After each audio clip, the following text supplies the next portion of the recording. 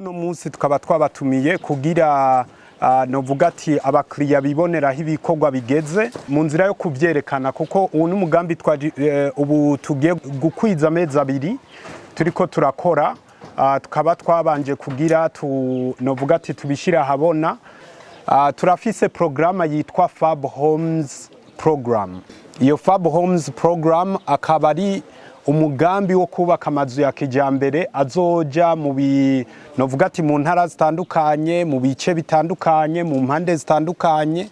Rero nkuko mwabibonye mu byo duherutse gukora, ubu tukaba twarakwijije experience kwiye, akaba ariho rero twatanguye iyo programa ya FAB HOMES kugira tuze turabashikiriza amazu ya kijambere.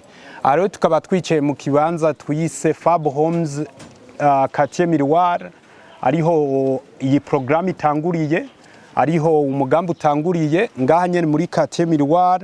Rero iyi FAB HOMES Karitiye Miroir akaba ari igikorwa cyo kubaka amazu ya kijambere twita amazu de ville mu Gifaransa, mu Cyongereza ni town houses. Akaba ariyo ncuro ya mbere azoba yubatswe mu gihugu cy'u Burundi. Aya mazu ngaha mu Burundi nta na hamwe mwari bwayabone, mugabo bamaze gutembera ibihugu ngira mugiye mukaraba za Europe, za London, za UK, za New York, muraza kubona amazu y'amamezo de ville. Mezo de ville abari inzu zitonze ku murongo zihanahana zifatanye mu mbavu zose. Nico gituma muraza kubona hadufise umurongo w'inzu 9 no ngaha tugashiraho umurongo w'inzu 9. Iyi rero FAB HOMES Karitiye Miroir ikabigizwe n'amazu yubatswe ku buhinga bwa none, kuko inzu imwe iri muri are imwe. Ngaha mu Burundi beshi turiko turashikiriza abakunzi bacu canke abakiriya bacu bumvise ko ari inzu iri muri are imwe, byarabatangaza cyane. Mugabo twabibashikiriza imvo n'imvano yabo bagasanga harimo innovation idasanzwe, kuko innovation irimo ni yuko ninzi bigeretse inshuro zibiri. Urumva hariho hasi, hariho nivo ya mbere, hariho na nivo ya kabiri. Izi nzu rero turaza kubatembereza murabe, turaza kubereka amaplan murabe, zikaba zigizwe n'ivyumba 3 na barco. Uwushimye wanashaka dushobora kumushiramwo ivyumba 4, hariho n'ababisavye. Hakaba hagizwe n'uruzitiro rumwe.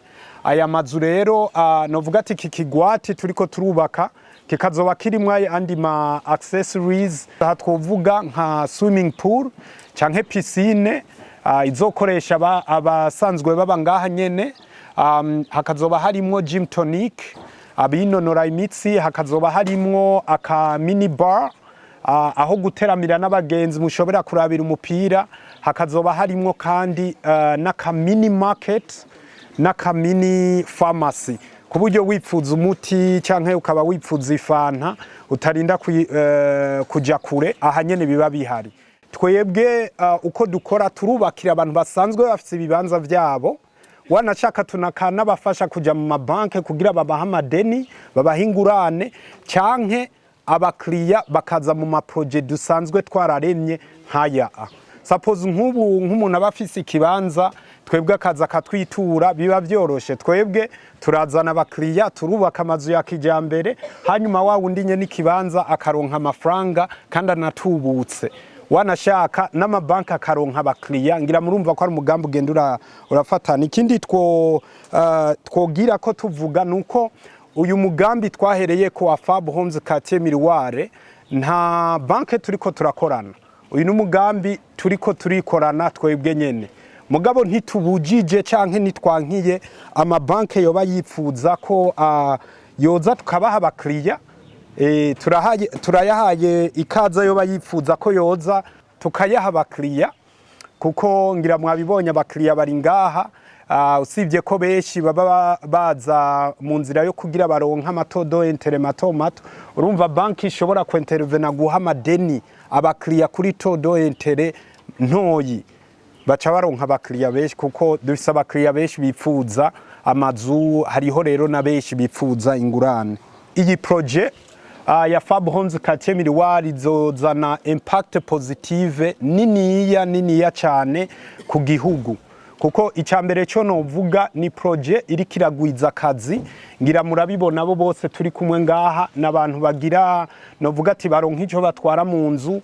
Ikintu cyambere gikenewe ngaha no kugira bene gihugu baronka akazi, kandi ikindi kintu novuga none hamagarira n'abandi aba investisseurs abagwiza tunga abantu barema imigambi no bahamagarira kuza gufata novuga ati gufata advantage y'u Burundi, kuko u Burundi buracuguruye amarembo. Novuga ati working labor canke main d'oeuvre iracazimbutse irahari paraporo y'ibindi bihugu. Aha rero ni akazi dusanzwe dutanga, ni project isanzwe itanga akazi ku bantu bagera ku 300 ku munsi.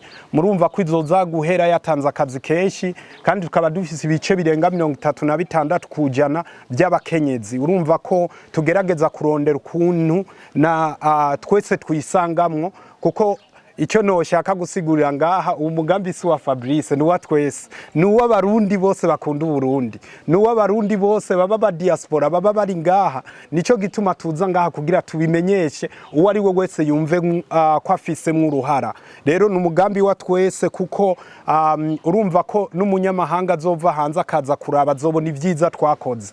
Ego ikindi nacyo twokongera ko ni cyuko ni projet iri kiraha akaryo aba diaspora kugira beinvestisse bazana imigambi bahurumbire bakunde kandi Uburundi. Ni umugambi uri kurasubiza novuga ati ikizere mu ba diaspora, kuko nihereye ko nk'umu diaspora twahora turungika amafaranga yacu ugasanga imigambi twarungikiye amafaranga siyo dusanze ngaha, bikaca rero bituma dutikizere. Urumva rero ko ari ama projet ari karagarukana ikizere mu ba diaspora, kandi atuma bahurumbira Uburundi bwacu kandi